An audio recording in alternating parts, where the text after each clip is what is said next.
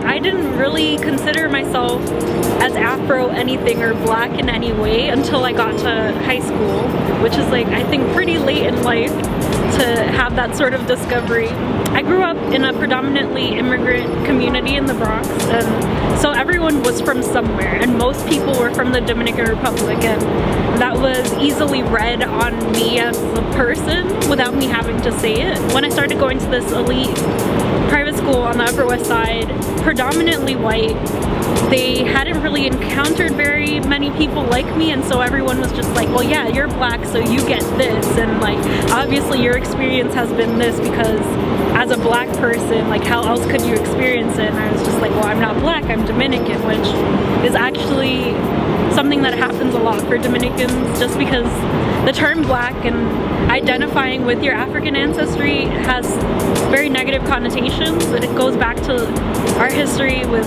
Haiti and wanting to draw that distinction between what it means to be a Dominican and what it means to be a Haitian. And usually Haitian means black and Dominican means other, not necessarily white per se, but just other, something not black. So for me, it took a while before I sort of started even trying to find a term for what that meant to me. Having started reading things, I understood why I was black, but then I also had to go home and hear all of these things from my family. So in the Dominican Republic it means Haitian, but once we came to the US it literally just meant African American to my family, and so that's like exactly what you're trying not to be, is African American, because you don't want to be confused by white people as African American ever. It's like the worst thing. Pretty much just took up like black. I didn't really ever identify as Latina per se. I understood why that was like a category, but it wasn't something that ever felt true to me. So I just, black became this place that I could be, and it wasn't predicated on my context, right? So I wasn't African American, I wasn't a hyphenated of something, it was just black, and that felt nice to have a place or a thing that you could be from in that way. The way that I identify and the way that I see things, I see being black as basically this place or this community that doesn't necessarily, that isn't contextualized in certain ways as other identities are, right? So like, I'm Dominican because I was born in this place and like, that's where my family was from. But like, being black is just like something that's inherent to who I am, like in a more organic way, I feel.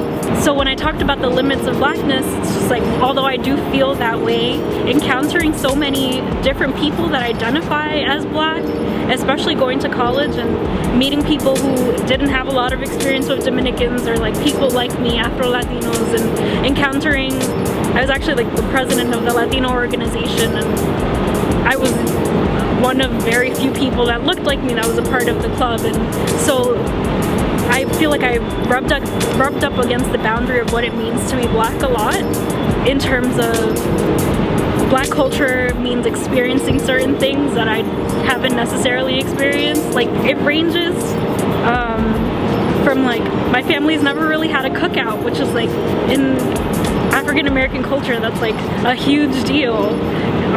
Like, most people have cookouts and family reunions, and that's a part of this deep legacy, and I've never had that.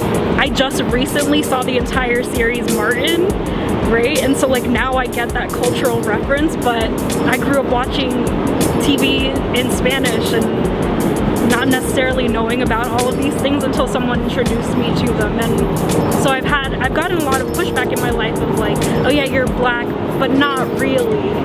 Like, yeah, you identify in this way and I get it, and you look a certain way and you have the aesthetic, but not really. Like, and even with my looks, I'll get a lot of people being like, well, yeah, so you're from an island, right? Like, you're not African American. You can't be because of the features that you have. And so, although I experience it sometimes and often, I'm glad to experience it as something that's very inclusive. It also has its boundaries, like anything else. And even on Tumblr, you get a lot. Like, I've seen a lot of posts about what I was just talking about in terms of Dominicans and how they identify. I've seen posts about the hashtag blackout sort of things that have been going on, and people mentioning how a lot of Dominicans like to participate in blackout, which I did, but don't necessarily want to identify with the negative aspects of black culture, whatever those may be. And well, that's not true of me, and I don't want to be one of those people that comments like, well, not all Dominicans, because I hate that. I think when we're discussing inclusivity and when we're discussing intersectionality as part of these movements, it's hard to be self-reflexive, but it's really important. Intentionally or unintentionally, a lot of the movements that we associate with blackness have often been formed in retaliation. When that sort of thing happens, the structures that we use usually emulate the ones that we're trying to take down.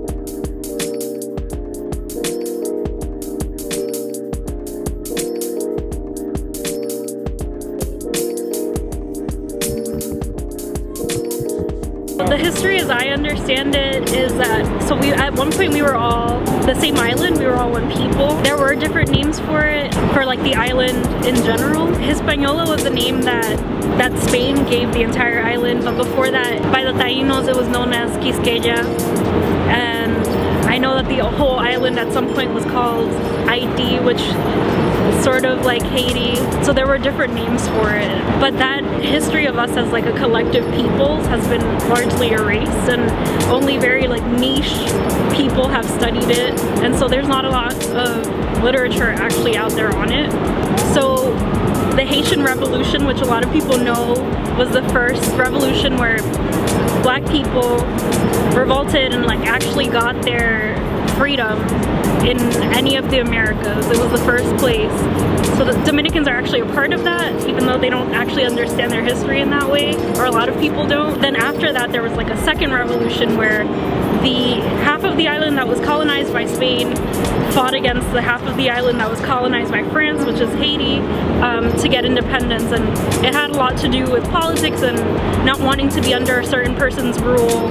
Dominican Independence Day is actually a celebration of our separation from Haiti, instead of like from any given colonizer, as most people have it. So after that, in the 1930s, around there, after one of our US occupations, there was a Dominican dictator whose name was Trujillo, and he sort of implemented a lot of different laws that have a lasting effect today that sort of denigrated anybody who was of darker skin, and especially Haitians. There was actually a huge massacre of Haitian people where thousands were killed, and it's actually a part of Dominican history that some people in my family don't even actually take as fact, but it is a fact. More recently in history, the past couple of months, there has been Dominican legislation that was passed to take away citizenship from Dominican-born Haitians. So people whose families have been living in the Dominican Republic or that side of the island for years and years, generations and generations, are having their citizenship rights stripped because of this whole divide. And I don't really know I don't understand where the distinctions are drawn between like someone who's dark skinned and is Dominican, someone who has a Haitian lineage and is Dominican because they were born there and their grandparents were born there. And so I don't really know how that stripping is happening. I've heard a lot of different activists speak on it, and it's just been awful. So yeah, ever since colonial times, I guess the relations haven't been great, but it's gotten progressively worse and more institutionalized as time has passed.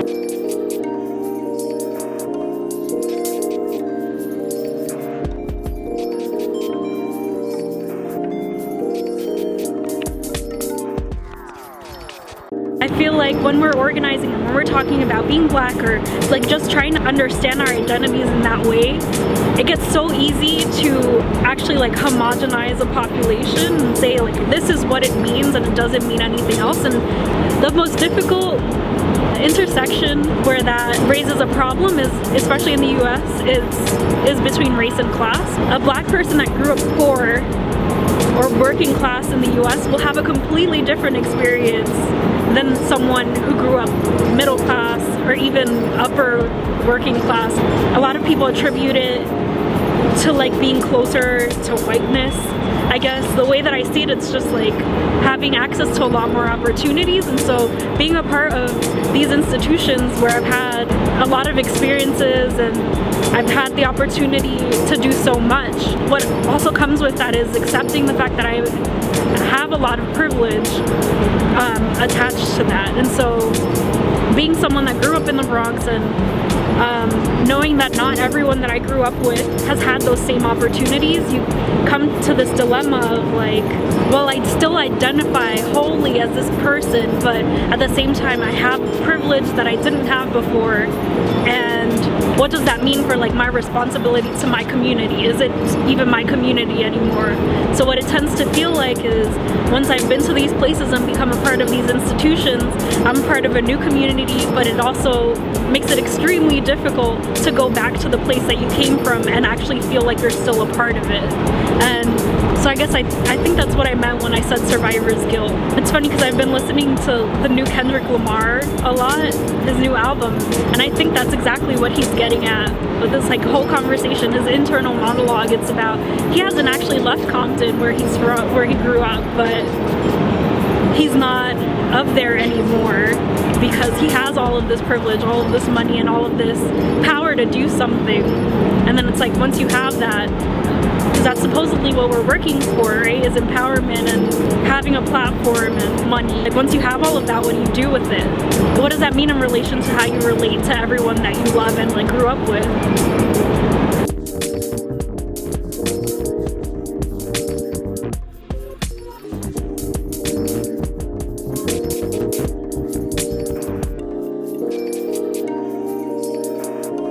The department at my college, it's a joint department, so it's sociology and anthropology. And I don't think until I started taking like intro courses in the department that I fully understood the difference between the two. So like sociology, the study of systems, as opposed to like anthropology, the study of human beings and their interactions, right? At the same time, both of them are still rooted in this like, started by white men to study like non-white people, especially anthropology, based in colonialism.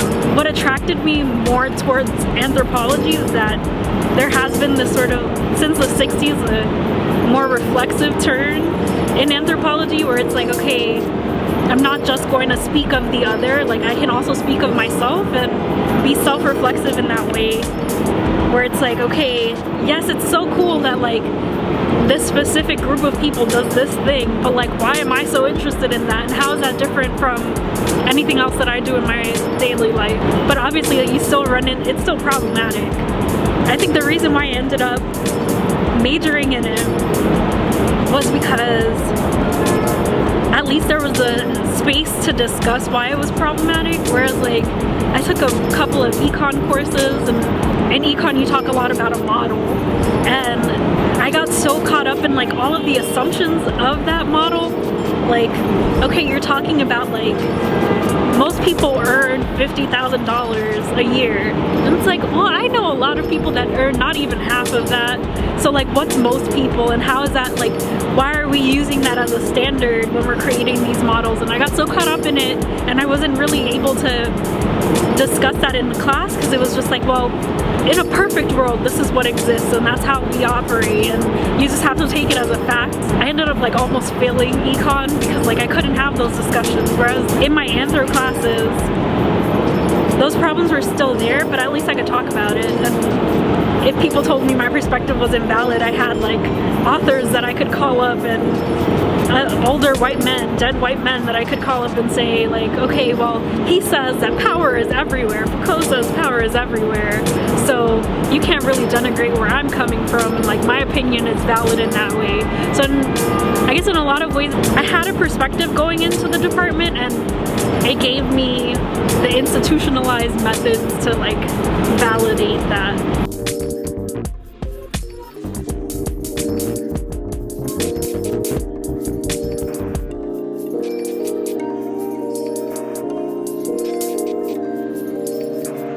I think having white people in my classes was actually really difficult. I'm just gonna be blunt.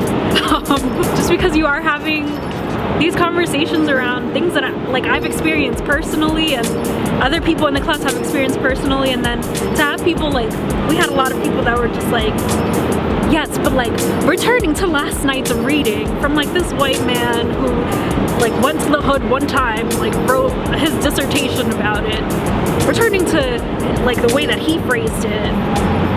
Like, how can your experience actually be true? And I was lucky that I had a lot of really good professors that like just took no bullshit, but I think it sort of comes hand in hand, like having that sort of tension in these spaces comes hand in hand with the fact that like the professionalization of like the study of these cultures, right? So the fact that I have a certificate saying that I took some classes in sociology and anthropology like makes me like more apt or like better qualified to discuss someone's experience than they are.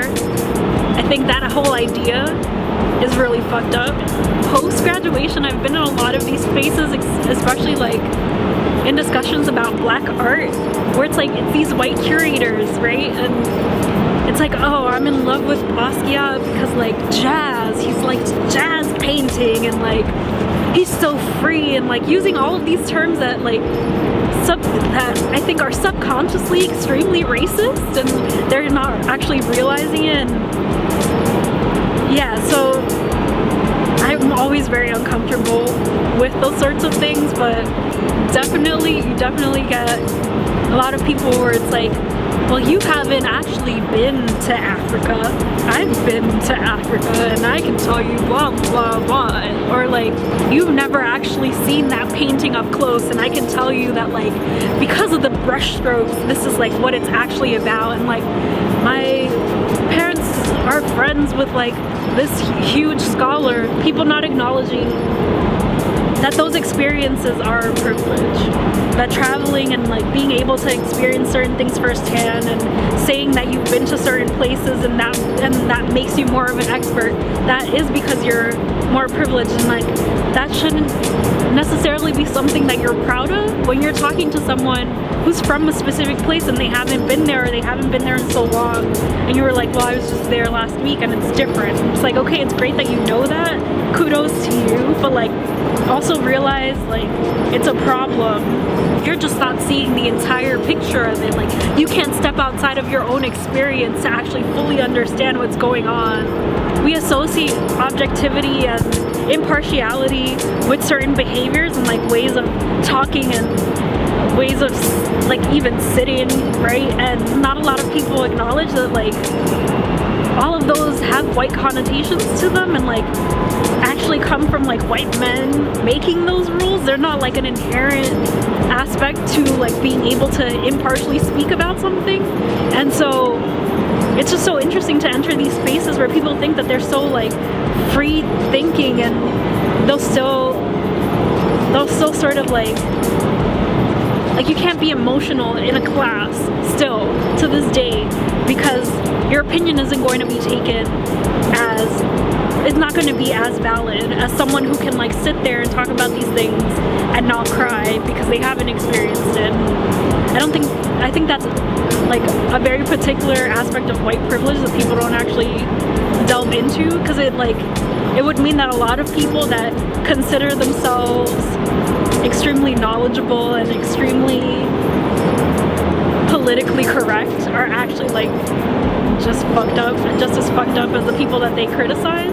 That's why I think it should be mandatory for like certain people entering these spaces to take some, not a sensitivity course, but a like put you in your place sort of course, where it's like, I know up until this point in your life you've been taught that like everything and anything you say matters and like you're always right, but like no, sometimes you're just fucking wrong, and like there are going to be people that you look down on at this point in your life that actually know so much better than you do, and nothing that you do is going to make you the authority on someone else's life because it's their life. I think all of these things, but at the same time, like self-reflexive enough to, so in college I met a lot of people who are actually from like different countries in Africa, like Ghana and Nigeria, and I had to come to terms with the fact that like I myself had a lot of assumptions that I needed to take care of. So like having taken up this identity as a black person, at some point I think everyone goes through a phase where it's just like, oh yeah, Pan-Africanism, and I think to people who are actually not native to parts of Africa, like it sort of means something completely different. So to me it was like more of this like Zionist idea of like, yes, my people are from somewhere over there, and like someday I'll go back and I'll live there, and like actually having to come to terms with the fact that like there were people out there that knew more about what that was like, and like I was actually exotifying people in a lot of ways, doing a lot of the things that I was just criticizing white people for doing. The way that we can sort of move forward with that is like actually taking the time to acknowledge, like I'm saying that white people can and should acknowledge that they're wrong a lot of the time, but like I also acknowledge that I'm probably wrong and problematic in a lot of different ways.